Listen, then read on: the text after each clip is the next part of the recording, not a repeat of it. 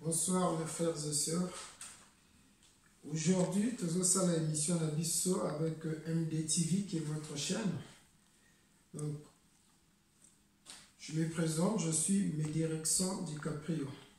Donc, sujet à l'élo, titre nango, titre à l'émission je suis désolé ma femme. Bon, message Madame Evelyne Luemba, Motape Singango. Dans le histoire où le baliné à subir au niveau de Brazzaville. Donc, son nom c'est Monsieur Serge Youlou. Sa femme c'est Evelyne Luemba. Ils ont 2 enfants, ils sont en couple. Ils sont résidents en France, précisément à Paris. Monsieur Serge Youlou, avant de bazani ebele na poto, ce que tant amoni alembi par rapport à misala poto to salaka. Donc monsieur Serge Youlou a lebi na moi snefona kende au niveau de l'Afrique, naïba et le koni na ko sala. Maintenant nazo kende pour l'instant le col à la parcelle T dans son banan de Pango. Après il a étudié terrain na zongi na sali moké après temps na zonga na bandi ba activité nanga. On a sala ba navette. Moi, si je qui est Evelyne Luemba, à l'obine, batebele basala ba projet wana basuka na nzela. Moi, je ne veux pas que l'obi ok kunana ko bali ou au botima na kuna. Mon bali n'est que Serge Luemba, Serge Youlou, à ébicier, vraiment, fais-moi confiance, madame. Mon bali, c'est monsieur Serge, à Zuvor, à Brazzaville. À commune à Brazzaville, à Sombi, le Pango, ndenge bayo kanaki na mosine. À Sombi le Pango. Après, à comment étudier terrain ni na Sala au niveau de Brazzaville. Après, à sa connaissance avec une jeune dame au nom de Gladys Massengo.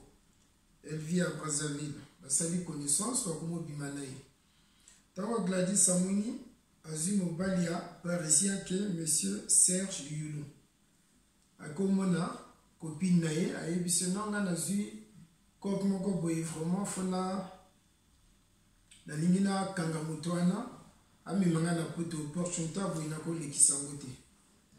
Opportunité boye na ko lekisango te. Donc fona to kanga yebi motote. Après copine ya Gladys Massengo. A l'ubine fozwa photo au memaena te meme kota féticheur. Bakena féticheur bakandi monsieur Serge Youlou. Donc bakandi monsieur Serge Youlou kuna féticheur on appelle c'est biloko.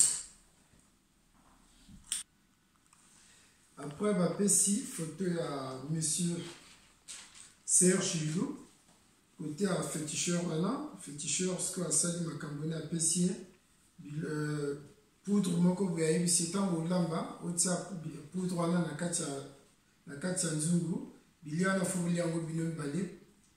Donc tu as 3 jours. Dans 3 jours tango ozolamba faut tia keloko na kati ya nzungu. La fille là aussi qui est Gladys Massengo, elle a accepté à sali ndenge féticheur alobaki. 3e jour ce qu'a posé problème ne côté à monsieur Serge Youlou.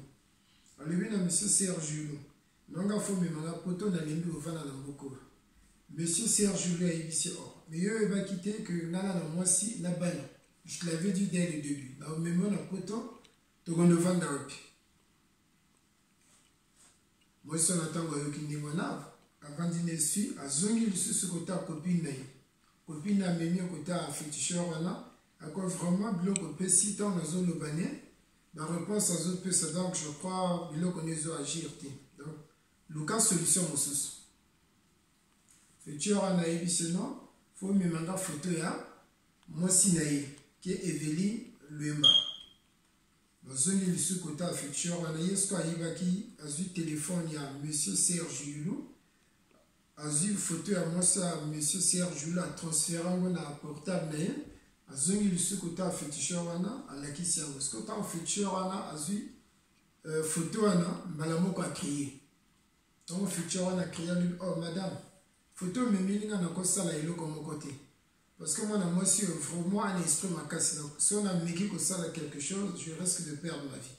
Donc, il y a tout ça, la zone photo, tout ça, tout travail comme au baliné pour aller à Boya Mossinaï. Ça, il travaille, fait tu as rappelé ce que poudre me salut, oyo. Faut-il poudre tout la pression, la bille au colamba, mais au lien au tecaille au tapoliamo. Gladys Masengo, il est pas qui à Lambi. Sali poudre na kati ya nzungu mobaline aliango qui monsieur Serge Yulu. Tango aliango a posé candidature na ye Serge Yulu pa ndimina to kende poto to sala libota na biso kuna. Serge Yulu azongi poto lebi na Gladys na zongi na ni poto tano na ke poto tano zo kende poto tano ozonga voyage na obemba t'inquiète pas. Serge Yulu azongi Paris. Tant azongi na Paris, alobi na mwasi nonga na fanzi na paza na mwana étudier terrain na na activité na osala kuna na ofungola ba chambre froide ba ofungola boîte de nuit. Azuma économie alaki nango, mwasi pas 5 000 €. Mwasi ki Evelyne Luemba. Azu 5 000 € apesi na Serge Yulu. Donc, après ces 5 000 €, nous avons une économie au monsieur Serge Alakinango à Quai Brazzaville. À Zongil sous Brazza. Donc, à Quai Brazzaville, au moins, à Banda, un projet naïf. À Zongil sous copine qui est Gladys Masengo. A expliqué le projet à la Gladys. Gladys a dit, ah, tu multiplier, bon. Gladys, le coup, la petite à Brazzaville, comment on tout passe. Ok, asali alagi na ba connaissance na bato moko boye ba brancher côté ba kinoa. Non, bazo teka diamant. Monsieur Serge Yulu yepa ndimi, ok, bakuta na bato na ba lakisi diamant, ba ko testango ya vrai diamant, ba pesi prix. Yepa ndimi yebi na alobi na bato na. Bozonga lobby be ozombongo boya na diamant. Le lendemain là aussi Batouana Bakinoana pe Baïna Mbongo, Baïna Diamant, Monsieur Yulu, Serge Yulu, na Gladys Masengo, Bakena rendez-vous, Bapesi Bango, Diamant, Bango Bapesi Mbongo. Or, Bakinoana va changer que Diamant, Baïna vrai Diamant, un testeur, va tester c'est bon. Tant on va passer à mon au côté à Monsieur Serge Yulu, Bazu va Diamant, ma Biana Bapesi, il y a vrai Diamant, ma Bombi. Voici un bon moment dans paquet. Parce que M. Serge Yulu, quelques jours plus tard, a eu un client pour attaquer Diamouana. Donc, a présenté Diamouane. Maintenant, il faut tester. Autant on va tester, on va le dire, M. Serge Yulu, Diamouane est Diamouane à fond. Donc, Toko, son bangoté. Oh, comment ça se fait tout ça? Non, toi, qui va tester quand quelqu'un va tester. Non, Diamouane est Diamouane à fond, il y a quand même banga pamba. On va attaquer là. Mbongo tout, il y a un projet là qui nango et qui n'a pas. Bazongi nanda kona Gladys Masengo. Parce que tant bazongi nanda kona Gladys Masengo, ndeni toko sala. Parce que mbongo tout est qui. Gladys avait bon comme si M. Serge Yulu, il vend dans la poteau. On a ma connaissance et belé. Dans le logo, ma client a vu son à Brazzaville, va jouer les billets, va le cap en voyage. Donc, là, ma connaissance, te faire voyager bateau. Parce que tant te faire voyager bateau, te récupérer moins d'amboana. Après, la simayo n'a gâteau. Yé, M. Serge Yulu, Antini. Donc, Serge Yulu, bah, quand on a dit non, ce n'était Evelyne Luemba. Alors, ça, là, 3 mois, ça, là, va projet pour Azonga. 3 mois et comme une année. Une année comme une année et demie. Abandonner moi si, n'a pas na poto. Gladys, a comme même client. A comme même bateau pour na makambo voyage. Voyage à l'Ibossi Simbi, il y a mis Balé Simbi, il y a mis Santo le 4 ans. Voyage à Simba Kitima. Si j'ai déjà bon à bateau belé. Donc, comment menacer, faut zongi ça, bon à bateau. Vandi na auberge na bango. La police est cueillie. Tant la police est cueillie, va mener la PSP à Makelekeli. Mais na salini. On a interview, aux défendants, aux bon voyage. Bon voyager le sous-souté, donc faut que ça mais lui n'a plus d'argent. Bon, c'est là qui a ça la vie na ma Cambonais qui est Gladys Massengo. Non, sans un bon tête, on transfère dans la centrale après qu'il y a la maison d'arrêt. Il y a le bino, dans le pont, on a Sombaki, comment on appelle ça?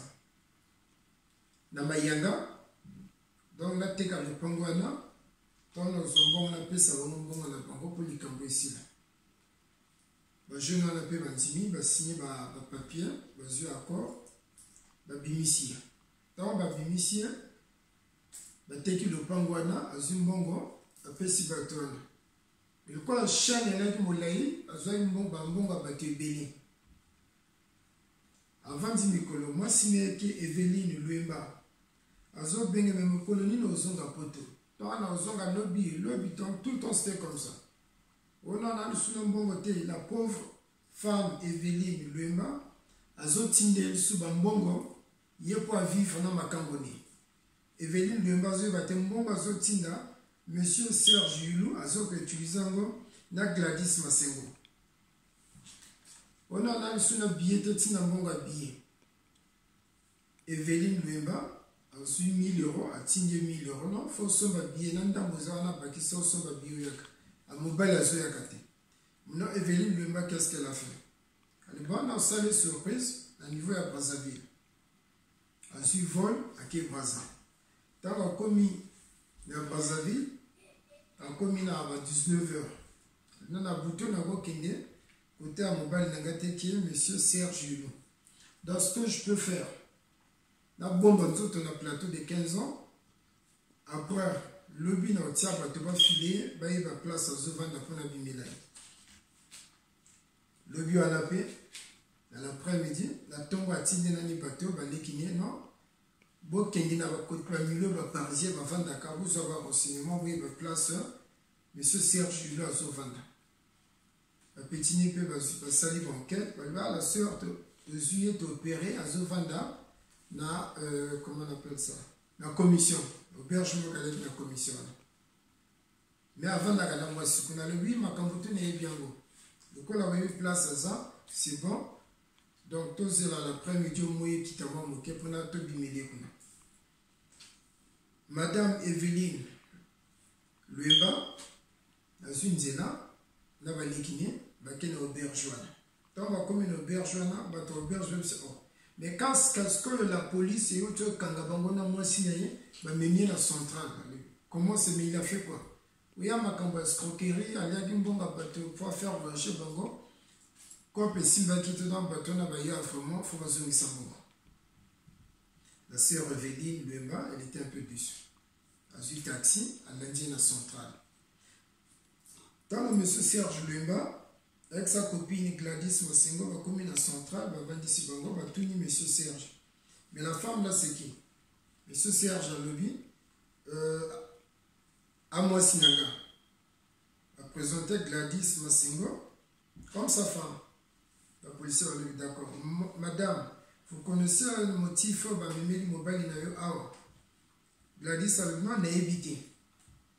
Bon, on va t'expliquer. Mobile, nous avons un bon bateau pour voyager, peut-être un bon scroll. Donc, bateau, bateau, nous avons un bon. Donc, si vous avez l'argent, vous avez mis un bon pour te libérer. Il a dit ça le but vraiment, dans un bon côté. Parce qu'on a un bon côté, tu as un mobile, dans la centrale. Non, je ne vais pas avoir 500 000, mais pas plus. Il y avait 2 personnes. Ou à le défend, moi, qui 4 millions, moi, qui 2 millions 500. Il y a 500 000 euros salariés. Bissombo, on a vu sur Lumeli, ça fait 1 an, fois 500 bon. Madame Evelyne Luemba, en commune centrale. Dans la commune centrale, déjà, monsieur Serge, il a un t-shirt à l'écolo. Il a déjà pantalon, il a un boxeur, il a 26 avant. Donc, il a un coffret. Tant que Evelyne Luemba a commis la centrale, le policier va tenir, mais madame, on peut vous aider? Elle est bien effectivement aussi venue pour ce monsieur qui a assis là, monsieur Serge Yulu. Dans monsieur Serge Yulu, il y a un y a Evelyne Luemba a crié merde. La police a dit mais qu'est-ce qui ne va pas? Donc, Yépé, monsieur Serge Yulu, vous avez escroqué la belle dame qui vient d'arriver, non? Monsieur Serge Yulu a zangi Liloba. Parce que madame Evelyne Luemba a dit non, je suis sa femme, on vit en France, on a 2 enfants ensemble. La police a dit mais il a présenté son petit au mois ciné. Evelyne a dit non, à mois ciné, on a ma camonnée, on a côté la bêtise à Lingwana. Gana femme, tu vas dans la poto, on a 2 enfants. La police a dit ah, le Cambo est comme compliqué.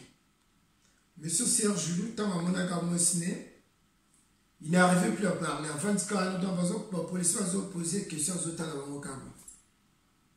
Après, la police va expliquer à madame Evelyne Luemba, qui est la femme de monsieur Serge Yulu. Voilà, mon bal a scroqué bateau. Donc, il y a des arbres et des autres. Au Kandaye, le lobby n'a pas été dans la maison d'arrêt. La PC va détailler tout. Madame Evelyne a dit non, beaucoup kangeti. À papa bananaga. Même si ce cas sali ma paye, moi je vais essayer de kanana bateau à zone défendre. Moi quoi là qui est handicapé, moi quoi là qui est taximan, là qui est normal. Handicapé on a le binga son bon mananga isate na baby sali. Madame Evelyne a convaincu bateau là. Après tant aux autres à la gauche, à mon makambo ya mobile pour babengi na kombi ya Gladys Masengo. Gladys a simbaki portable na maboko. Evelyne a oh portable ni oh ngana na pesa di mobile nanga ayo de pierre kotaleki nanga na bilango olati. Alebi na ba policier portable simbana na maboko za portable nanga fa zongi sango. Ya non mobile nanga mota sombela tango. La personne a mobile nota makango no parce que mon colo mobile ni madame a outil pote motaya. Donc bison de yebiote madame zongi sa portable, ma botte de portable on a pas initié les bandes. Madame Evelyne a négocié côté à policier a fouti 1 million, a tindi balé qui ne veut besoin 1 million kuna boya kanango a avancé côté à batona. Alors, défendant, il y a 2 500 000, il y a 1 million, il y a 1 500 000, il y a 4 000, non, il y a fais-moi confiance, je vais m'arranger, avant qu'il n'y ait pas sur terre la moitié. Le policier, ce que va dire, monsieur, vous avez de la chance. Vous avez un ça qui te coboye, à outil pote à saler surprise, à y, tant que vous avez appelé, il n'y a pas de kango, et le molo n'a pas passé. Vous savez, ma bêtise à voter, ma fille a brasa, ma bébé à la bango. Parfois, l'ambio d'anglais au Bossani Makamoto. Madame Evelyne Luemba a zoom au balinae, a mis un plateau de 15 ans, côté à commune à lui, chérie, moi je te pardonne, je te comprends. Tous ont la photo, on a son mot bien, tout est des poteaux motos, aux autres deux femmes vont s'arranger, tout est d'accord, bon, on est dans mon dame. Non, merci chérie. Tant on va vendre la naïveté sur la kiss moté, ça là qui est le sous, on va vendre qu'à 2 jours, pouf, à Kini. À Kini, on zongi le sous, côté à ma cambonne qui est Gladys Masengo. Tant on zongi côté à Gladys Masengo, moi c'est Azol Lukamobali, madame Evelyne Luemba, Azol Lukam, monsieur Serge Yulu, Azol Zoé le soutien. Alors, Luki na braza sur la baigne na tinan ne m'appelle plus, yonanga te bali sili na linga ko le sous-souté, tika na sala finanga. Moi, c'est le pas. Dans le monde, on n'a pas si. Mais il va transférer la maison d'arrêt. Dans le monde, on n'a pas si. Il y a des autres qui sont à côté de l'unité. Moi, je suis à Bundi pendant 3 semaines. À Kraka, on a le sous-mobilité. Bon, si tu as la langue, on a Kinanga. Madame Evelyne Luemba, a zonné na poto. Au bel à la tika libuna zo bunda na ba nyongoni kaka zo bunda ko skroke bato moyen pas foutre handicapé na pe à la quitter. En dehors, un handicapé na taximan il y en a bateau sous sur le défend. Après, madame Evelyne Luemba a zonginé na poto expliqué que tabanan j'étais au pays, votre père l'ingine était à la poto donc je peux rien faire. Kanga mona oboko la bino. Bana le nom maman, il n'y a pas de souci. De toutes les façons, papa ozonga kaka. Moi, si pas vendu fidèle, peut-être un jour, monsieur Serge Julot a ozonga. Des années, les qui est belé. Monsieur Serge Julot a comme belé. Parce qu'un handicapé, on a le mec, le col aux autres, au foot en bon, on a gâté. Là, on a na fond ya muyondi. En solo, ba kiss na go baby so. Aux autres, quand on a un handicapé, on a un bon, on a gâté. Là, on a baby so, faut qu'on a na serre belé. Donc, on va dire bela wana, on va mener dans la prière, malade des aussi la terre. À côté dans l'hôpital, avant dans l'hôpital, avec au kouf. Donc, à côté dans l'hôpital, avec au kouf. Donc, à koufi, la personne nouvelle côté à moi sinaï. Moi, c'est le bon. Ah, quand même, papa, bana, funa kenge, n'a pas d'assister. Ok, à quoi qu'on a pu me bali. Azongi ni poto. Tant azongi poto, expliquer que taban ndenge makambo eladi. Donc, mes frères et sœurs, c'est ce qu'on dit. Biso ba parisien moto vanda na poto. On doit faire très attention à ma fille et à Brazzaville. De le but est basé à Brazzaville, tout bas ma bé. C'est une génération 81 ans. Ndenge bazo nyoko la ba parisien. Le jeu mon côté. Parfois, mon bail, il y a quoi qu'il y a un projet bien. On ça, un projet bien. Mais une fois arrivé là-bas, au moins, ça va fidèle à cause de moi, moi, na moqué. Moi, na moqué, on a déjà. À moi, na moqué, na âge, mais na ma cambois, mon colo. Donc, vous travaillez, mon bail, il va travailler. Après, au beau sami, moi, si, na yo. Parfois, aux yeux, au milieu, na poto, bon, combien, le social a communié à Lukin Zelani à Kemeyo, déjà, il faut y aller. Donc, sujet à l'élan, et là qui y a M. Serge Yulou, le défunt, paix à son âme. Donc, il y a moi, Sinaïe, Madame Evelyne Luema, mon tapé Sakingango, mon tatika Lina Debana, comme orphelin papa, pour la vous papa, pour la vous papa, yo ko ça va faire, ko kota na makambo mosusu. Yo ko makambo diamant, makambo otinda bato poto, ko scroquer bato, donc voilà, c'est un peu ça. Donc, conseil gratuit dans un peu ça dans la mibali parce que moi je suis un homme. Tant que dans Brazza, tout ça l'attention n'a pas sur Brazzaville. Parce que Bassi à Brazzaville, la petite tour n'a mis ça dans le sous-bienté. A ko lingote, a ko peso tout. Mais a ko peso bolingo lukuta. Hier son sel a suturé un bongo, au même na poto, a zomi kandani, vinez à la bien. Après, à boire ici, mais pendant ce temps, il perd de moi sinon la balle. Donc, le sujet à boire. Monsieur Serge Julot a koufané. Na bozoba, mais s'il est en France, il a koufané. Bien sûr, qu'il a respecté, il a connecté dans moi si. Il a koufané. Donc, tout ça, l'attention, tant que dans la vacance, il y a ça va faire au niveau de Brazzaville. Parce que Bato Brazzaville, on a besoin vraiment. Baba n'a mis na âge. Donc, tant que dans Brazzaville, vraiment, il faut tout ça l'attention là-bas si au niveau de Brazzaville. Donc, dans ça, la dédicace, dans bateau Balandakanga. Donc, je salue ma femme, Mère Bio. Je salue mon ami, mon pote, l'honorable Brice Dimitri Bayengissa. Le Yonde, la Pontan, vraiment aussi du fond tchétché. Donc, je salue la reine Edith Flore Ngonga, le cœur de JR Bindamana et Sika Roja Pemaka. Donc, je salue mon pote, le Père Brésiani. Si je monte, je me punis. Donc, je salue ma grande sœur, Clarisse Milandou Ngonga. Je salue mon grand Fiesta Makambo. Le fort monde vieux. Pas à du Moda Fiesta Makambo. Donc, je salue mon frère Rob le japonais. Je salue mon grand frère Constant Rodrigue, le chef d'état-major de Blois. Je salue mon grand Alain Malanda. Je salue mon frère Jean-Valentin Ngonga. Je salue ma petite sœur Lily Le Cœur Ngoma. Maman m'a pas ça. Je vais passer voir mes neveux. Société oyo bato balingi basala so osali mariage babongiso bilia babongiso na bafauteuil biloko tu ya soirée. Donc vous contactez entreprise BKB Evan de Bernice Nkuka.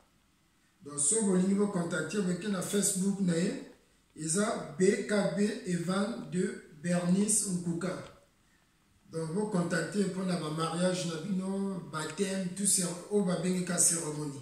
Vous contactez entreprise BKB Evan de Bernice Nkuka. Donc sujet lelo ezalaki je suis désolé ma femme.